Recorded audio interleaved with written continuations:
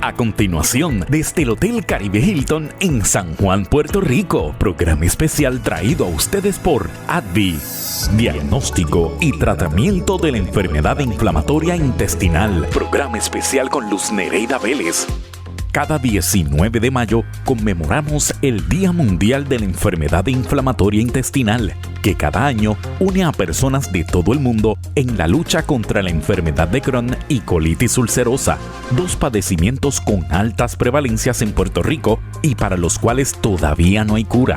Más de 50 países y 5 continentes participan en las iniciativas con el objetivo de crear conciencia tanto en la ciudadanía como en las autoridades de salud para que tomen medidas y muestren su apoyo a los 10 millones de personas en todo el mundo que viven con la enfermedad inflamatoria intestinal. La prevalencia en Puerto Rico es más alta para colitis ulcerosa. Sin embargo, se ha notado que en la última década, el número de personas y la prevalencia por 100.000 habitantes con enfermedad de Crohn ha ido en aumento significativamente. La preocupación ha aumentado en las entidades salubristas al ver que un gran porcentaje de los casos diagnosticados en la isla han sido en menores. ¿Cuáles son las causas de la enfermedad de Crohn y colitis ulcerosa? A continuación damos inicio a Diagnóstico y tratamiento de la enfermedad inflamatoria intestinal. Programa especial con Luz Nereida Vélez.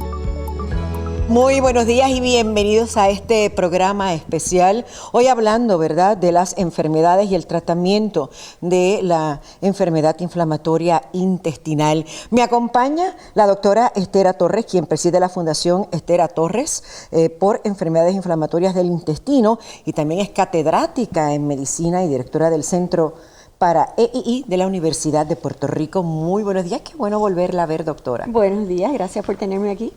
Vamos a hablar un poquito por qué se celebra este Día Mundial de la Enfermedad Inflamatoria Intestinal. Es que estas condiciones a través de todo el mundo se están viendo cada vez más frecuentemente, están aumentando en todo tipo de raza, de etnia, en diferentes países en el mundo y en todas las edades, incluyendo niñitos hasta bien pequeñitos. Así que para crear conciencia de unas enfermedades que no son comunes, pero que impactan seriamente la vida de estos pacientes y darles el apoyo necesario, el acceso a los servicios de salud, se crea este Día Mundial por un grupo de organizaciones de pacientes para que el mundo entero se entere de lo que son las enfermedades inflamatorias intestinales. Y en Puerto Rico llevamos unos años participando, pero en el 2019 se pasó una ley que declara que Puerto Rico hoy también celebra el 19 de mayo como el Día de Concienciación de las EII. Le pregunto, doctora Torres, o sea, ¿por qué ha habido ese incremento? ¿Factores estresantes promueven estas condiciones? ¿La alimentación no ha sido la adecuada o hay factores genéticos que nos llevan a padecer de las mismas? Pensamos que es todo lo que tú mencionaste. Estas enfermedades no tienen una causa definida, clara, no son iguales de paciente en paciente, pero sí sabemos que hay un número de factores que coinciden para que una persona que quizás trajo una predisposición genética para desarrollar la enfermedad en presencia de otras cosas, como puede ser quizás cambios en la alimentación, cambios en la higiene general del país, más industrialización. No sabemos nada de la contaminación, pero cuando uno habla de industrialización siempre lo piensa.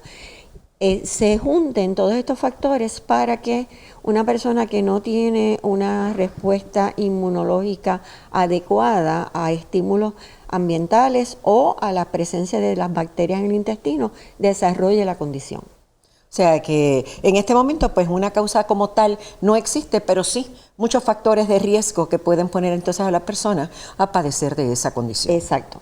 O sea que es importante que la gente lo sepa y por eso es que hemos visto entonces a través de los años ese incremento en estas enfermedades. Eso es lo que entendemos. Interesantemente miramos hacia países como muchos países en Latinoamérica donde hace 20 o 25 años estas condiciones casi no se veían y ahora vemos cómo están aumentando también. Así que lo que ha pasado en Puerto Rico y sigue sucediendo está pasando en otras partes del mundo también. O sea que no somos los únicos. O sea, es como algo que se ve alrededor del mundo. Vamos entonces a definir qué es la enfermedad inflamatoria intestinal. Es un grupo de condiciones, las dos principales son colitis ulcerosa y enfermedad de Crohn.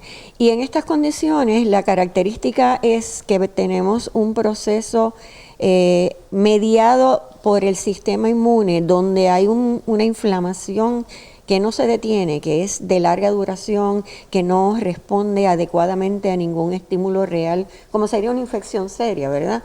Y esta condición permanece durante tiempo, semanas, meses, presente en el paciente. Esto trae entonces síntomas importantes, que son síntomas de este proceso inflamatorio, como son dolor, diarrea, sangrado, pérdida de peso, y a través del tiempo el paciente pues se va a impactar en otros aspectos de su vida.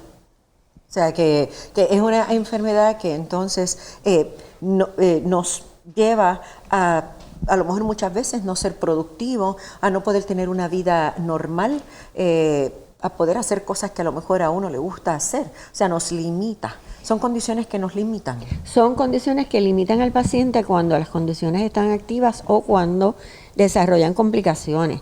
Una de las razones por las cuales es importante el crear conciencia es que no solamente hay que atender el síntoma intestinal, el dolor, la diarrea, hay que atender la alteración en el estado emocional de cualquier persona que tenga una condición crónica. La primera vez que a ti te dicen que tienes diabetes, pues eso te impacta, ¿verdad? Cambia tu vida. Pues si te dicen que tienes esta enfermedad crónica, que yo no sé por qué la tienes, que no tengo cura para ti, que estás sintiendo físicamente la alteración, pues hay un impacto en tu estado emocional, que es evidente. El estrés es uno de los factores que pueden empeorar los síntomas, así que pues obviamente estamos hablando de otros factores que hay que manejar también. La nutrición y la capacidad de poder comer, si a ti te duele la barriga y cuando comes es peor y sales corriendo para el baño, pues entonces también te vas a limitar en tu alimentación. Así que todas estas cosas juntas hacen al paciente que no pueda hacer su vida normal, que no pueda salir los viernes por la tarde con las amistades, que el niño en la escuela no pueda hacer las asignaciones y coger los exámenes como debe. O sea que la vida se impacta. Y la idea de crear conciencia es darle el apoyo necesario y el mensaje de estos síntomas hay que atenderlos, hay tratamiento para que la persona entonces pueda retomar su vida y lograr sus metas, que es totalmente posible, pero hay que tener las atenciones necesarias. Ese dolor y esas diarreas deben ser de manera persistente, porque a mí me puede dar una diarreíta de 1000 en 100, porque algo a lo mejor me cayó mal, o porque comí algo diferente a lo que yo estoy acostumbrada a comer y mi estómago pues no estaba ni mis intestinos acostumbrados. Pero en este caso estos síntomas, ¿son síntomas que son bien frecuentes o síntomas que por semanas? Son síntomas persistentes. Todos podemos tener un dolor abdominal, una diarrea transitoria, comimos algo que no nos cayó bien, tuvimos una infección gastrointestinal y esto se debe resolver en poco tiempo. Cuando los síntomas que sean presentes no se resuelven en cuestión de un par de semanas, pues es una señal de busca atención médica. En general, estos pacientes cuando se presentan al especialista, muchos de ellos llevan ya semanas o meses con la sintomatología, para entonces empezar a buscar y hacer el diagnóstico. Así que sí, son síntomas de largo plazo. ¿Cómo entonces nosotros diagnosticamos? Ustedes los médicos y gastroenterólogos saben que puede ser una de esas condiciones. Lo primero es sospecharlo y volvemos otra vez, crear conciencia de que estas condiciones no son bien comunes, pero están aumentando, están presentes. Hay ciertas cosas que nos hacen pensar en ellas, como la persistencia de estos síntomas, la pérdida de peso, cambios, por ejemplo, que la hemoglobina disminuya, o sea, de un poquito de anemia. Y entonces cuando pensamos en ellas, hacemos una serie de evaluaciones, además de un historial completo, un examen físico, ¿verdad? Evaluaciones de laboratorio para ver si hay algún parámetro afectado, si hay marcadores de que hay inflamación en algún sitio en el cuerpo, que se miden en la sangre, se pueden medir en la excreta también. Hacemos estudios para descartar problemas infecciosos, diarreas, ¿verdad? Infecciosas, parásitos, bacterias, etcétera. Y entonces, como la mayoría de los síntomas se refieren al área baja del intestino, primordialmente el colon, pues vamos a mirar directamente, hacer una colonoscopía y poder tratar de ver si hay un proceso inflamatorio y sacar muestras para patología, para que el patólogo nos ayude con la biopsia en hacer el diagnóstico de enfermedad inflamatoria intestinal o de otra cosa que podría ser y presentar de la misma manera. Y muchas veces necesitamos también de estudios de imágenes, o sea, estudios de radiología, como son una tomografía computarizada, una resonancia magnética, para ver otras áreas del intestino, sobre todo el intestino delgado, al cual no podemos llegar con el colonoscopio o con el endoscopio. Así que requiere estudios especializados para poder confirmar las sospechas del diagnóstico. Vamos a hablar un poquito de qué es FIT, la Fundación Esther A. Torres por Enfermedades Inflamatorias del Intestino. Pues la Fundación Esther A. Torres es una organización sin fines de lucro, totalmente voluntaria, que se creó hace ya 10 años, estamos cumpliendo los 10 años este verano. María, muchas felicidades. Con la misión de educar al público, no es educación médica lo que hacemos, sino que es educación a la comunidad sobre estas condiciones, apoyar proyectos o desarrollar proyectos que vayan dirigidos a crear conciencia y a ayudar a mejorar la calidad de vida de estos pacientes. Esto lo hemos hecho a través de 10 simposios que hemos hecho ya, incluyendo, el último fue virtual, pero lo logramos hacer en la pandemia. Hemos hecho 5 talleres con temas específicos. Hicimos un proyecto muy bonito con el Departamento de Educación, hicimos un programa donde dimos talleres para todas las enfermeras escolares del Departamento de Educación de la isla. Viajamos y dimos educación sobre lo que son las condiciones, particularmente en los niños, y sobre cómo bregar con estos niños en la escuela desde el punto de vista del acomodo razonable y los derechos de los niños en la escuela. Así que ese fue un proyecto grande, trabajoso, pero de gran satisfacción para nosotros. Sacamos también hace unos años una tarjeta de identificación que, aunque no hay ninguna ley que obligue, es una tarjeta que identifica a este paciente como que tiene una de estas condiciones para que cuando tenga urgencia por llegar a un servicio sanitario, pues puede enseñar su tarjeta y por buena fe más que otra cosa, lo dejen pasar adelante en la fila, ¿verdad? O lo dejen usar el baño de los empleados. Y esto, aunque no es una ley en Puerto Rico, pues ha ayudado a mucha gente porque pues si te lo demuestran y está firmada por un gastroenterólogo, o sea que no es que la bajaste de internet, sino que queremos ver a que tenga la certificación de que de verdad el paciente tiene esto, pues ha ayudado a mucha gente a vivir un poquito más cómodo. Porque hay que ser empáticos y entender que cuando se necesitan estas personas, estos pacientes ir al baño, en realidad la urgencia es fuerte y definitivamente tenemos, ¿verdad?, que ayudarlos. Le agradezco, qué bueno que ya están en ese 10º aniversario y qué bueno que están haciendo todas estas cosas por los pacientes, a la doctora Esther A. Torres, que me haya acompañado en este primer segmento y hemos orientado, y yo creo que esa es la misión, ¿verdad?, educar y orientar para que la gente entienda y comprenda a estos pacientes que tienen estas condiciones. Muchas gracias. Y vamos a iluminar a Puerto Rico de púrpura el 19 de mayo. Claro que sí. Bueno, nosotros regresamos con más en breve.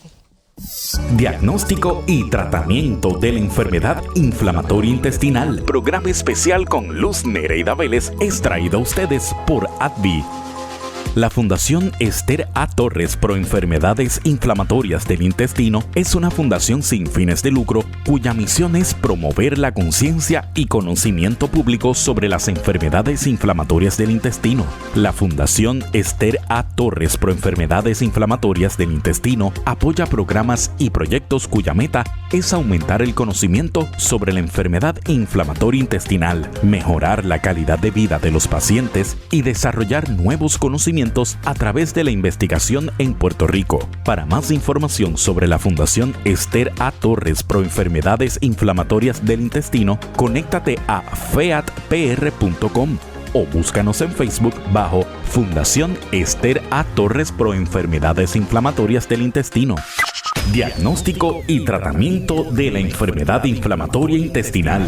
Programa especial con Luz Nereida Vélez. Regresamos en breve.